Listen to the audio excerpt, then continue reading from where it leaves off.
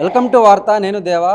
Meenakshi Natarajan Rajya Sabha nomination తిరస్కరించడంపై అటువైపు కాంగ్రెస్ నేతలు బగ్గుమన్నారు. ప్రస్తుతం మనతో పాటు mother foundation chairman, Congress senior నాయకురాలు బొజ్జ సంజయ్ రెడ్డి గారు ఉన్నారు. చెప్పండి మేడం, మీనాక్షి నటరాజన్ చాలా సాదాసీదాగా ఒక సింపుల్ కామన్ మ్యాన్ లా ఉండే మనిషి. అటువంటి ఆమె రాజ్యసభ నామినేషన్ తిరస్కరణకు గురైంది. దీని పట్ల కుట్రుందని చాలా వాటికి విపక్షాలు ఆరోపిస్తున్నాయి. ఎట్లా చూడొచ్చు?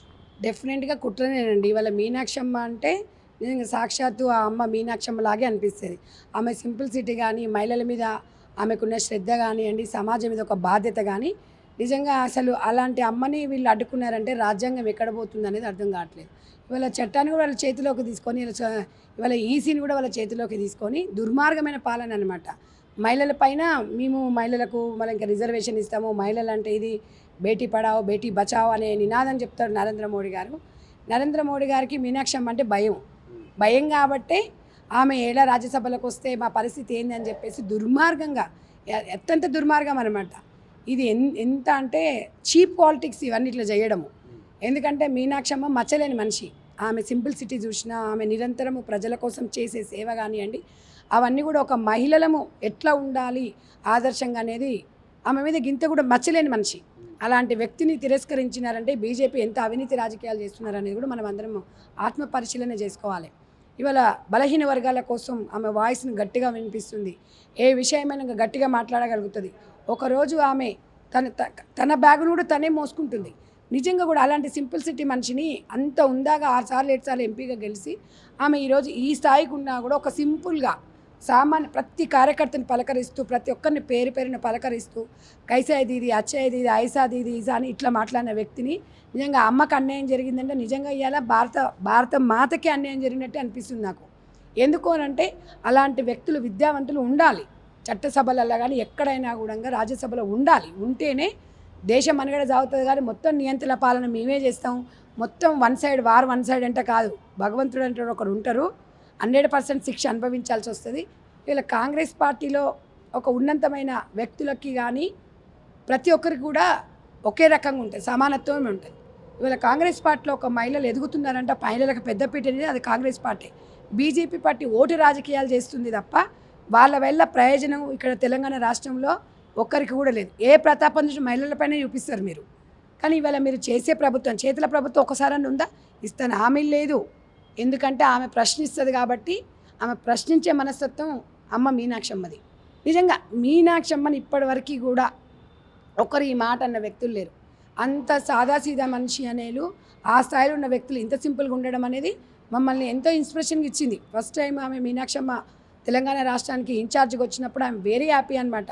సో నేను ఇన్ని సంవత్సరాల నా చరిత్రలో కొన్ని వేలాది మందిని, లక్షల మందిని చూసిన. అంగు ఆర్భాటం లేని వ్యక్తి అంటే ఫస్ట్ నేను నిజంగా మదర్ తెరిసా తర్వాత అమ్మనే చూసిన. ఎందుకంటే ఆమె ఎంతో సేవ చేసుకుంటుంది, ఎంత సింపుల్గా. అలాంటి వ్యక్తిని మనము చట్టసభలకు, రాజ్యసభలకు తీసుకోవడం బాధాకరము. అలాంటి అమ్మ మీద మీరు రాజ్యాధికారాన్ని మీ చేతిలోకి తీసుకొని పైశాచికం పొందడం అనేది మీరు చేస్తున్నారు. కానీ ఇది మంచి పాలన కాదు. బీజేపీకి ఎప్పుడైనా కూడా రాజకీయం ఓటుగా చూడకూడదు. ఎప్పుడు చూడాలి? మీకు అవకాశం వచ్చినప్పుడు ఎలక్షన్స్ మాత్రమే ఓటు బ్యాంకు వాడుకోవాలి. కానీ ప్రతి విషయాన్ని ఓటు రాజకీయాలు చేస్తే దేశ ప్రజలందరూ గమనిస్తున్నారు. ఇంత మంచి వ్యక్తికి అన్యాయం జరిగిందంటే ఇక మాలాంటి వాళ్ళు మేము రాజకీయాలలో ఏ రకంగా ఉండబోతాం అనేది కూడా మాకే ఒక ప్రశ్నార్థకరంగా ఉంది. కాబట్టి బీజేపీ పాలన పోవాలే, మోడీకి అటావో రాహుల్ గాంధీకి బచావో, అట్లయితేనే దేశంలో అందరు ప్రజలు బాగుంటారని చెప్పేసి నేను ఈ వార్తా న్యూస్ ద్వారా చెప్పదలుచుకున్నానండి. అంటే మధ్యప్రదేశ్ సీఎం మోహన్ యాదవ్ మాత్రం కాంగ్రెస్లో కోవట్లు ఉన్నారు, కాంగ్రెస్ కుట్రే ఉంది మీనాక్షి నటరాజన్ తిరస్కరణ అని చెప్తున్నారు. ఒక్కటి చెప్పని నాకు తెలిసి ఆమెకి ఎవరు కోవట్లు లేరండి.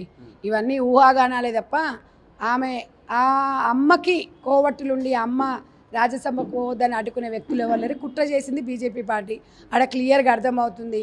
ఇంకా కొన్ని సందర్భాలలో మా రాష్ట్ర కొన్ని మీడియాలలో కూడా కథనాలు వచ్చినాయి, మా గవర్నమెంట్ మీద కూడా నిందలు మోపాను. అలాంటి వ్యక్తులు ఇక్కడ ఎవ్వరూ లేరండి. ఆమెను అందరం ఆమోదిస్తాం, పార్టీలో ఖచ్చితంగా ఆమోదిస్తాం. నిజంగా అంత సింపుల్ ఎవరు తమ్మి, నువ్వే ఒక మాట చెప్పు. వాళ్ళు నిజంగా ఒక వ్యక్తిని అనేటప్పుడు మానవత్వం ఎక్కడ పోతుందో అర్థం కాదు. మానవత్వం లేని మనుషులు ఆమె గురించి మాట్లాడతారు. కానీ నేను చెప్తున్నాను కదా, చాలా అసలు ఈరోజు ఇంకొక మహిళలు అయితే అసలు మొత్తం రాష్ట్రం అతలకు తగలబెట్టేది. అయినా కూడా ఆమె ఎంతో ఓపికతో, సహనంతో, రాజ్యాంగం మీద నమ్మకంతో ముందుకెళ్తుంది. భగవంతుడు ఎప్పుడైనా ఆమెకి న్యాయం జరుపుతాడు. ఆమెను ఆదర్శంగా ఎంతోమంది మహిళల ముందు అందరి ఆశీర్వాదం అమ్మకుంటుందని చెప్పేసి నేను తెలియజేస్తున్నాను. అంటే ప్రధానమంత్రిగా మోడీ 12 ఏళ్ళు పూర్తి చేసుకున్నారంట. అంటే నెహ్రూ కన్నా మోడీ గొప్ప అని బీజేపీ నేతలు సంబరాలు చేసుకుంటున్నారు. చేసుకొని అండి సంకలు గుద్దుకుంటారు, వాళ్ళు గుద్దుకోవడం తప్ప ఇంకోటి నెహ్రూ గారు అనేది దేశం మొత్తం తెలుసు, ప్రపంచం మొత్తం తెలుసు. మోడీ గారిని నేను ఒక వ్యక్తిగతంగా ఇష్టపడతా, కానీ ఈ చిల్లర రాజకీయాలు ఏందనేది ఒకసారి వీళ్ళు ప్రశ్న వేసుకోవాలి. ఆయన ప్రేమను అందిస్తాడు, అందరినీ గౌరవిస్తాడు, ఓకే, బట్ ఈ సిద్ధాంతాలు అనేది మార్చుకోవాలి. బీజేపీ పార్టీ సిద్ధాంతాలకు అనుకూలంగా ఈ రకంగా మాట్లాడడం అనేది ఆయన వ్యక్తిత్వాన్ని కూడా ఇక్కడ దారితీస్తుంది. దాని వ్యక్తిత్వం కూడా కించపరిచే విధంగా తావుని ఇస్తుంది.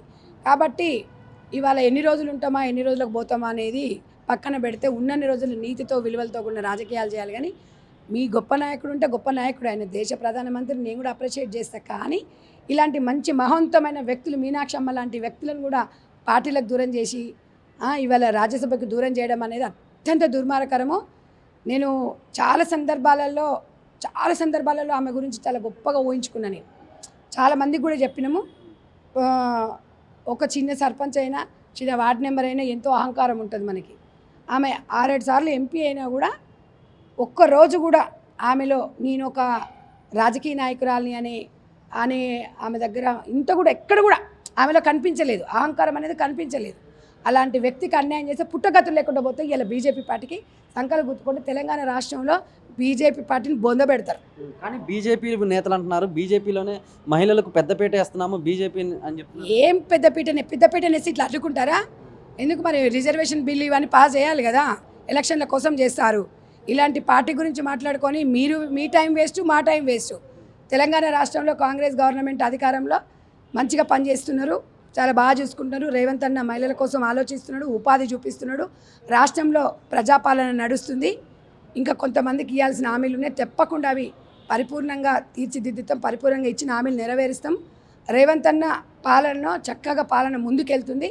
కొంచెం ఓపిక పట్టుకుంటే అందరం కలిసి ముందుకెళ్ళొచ్చు, చక్కటి పాలన ఉంటుంది.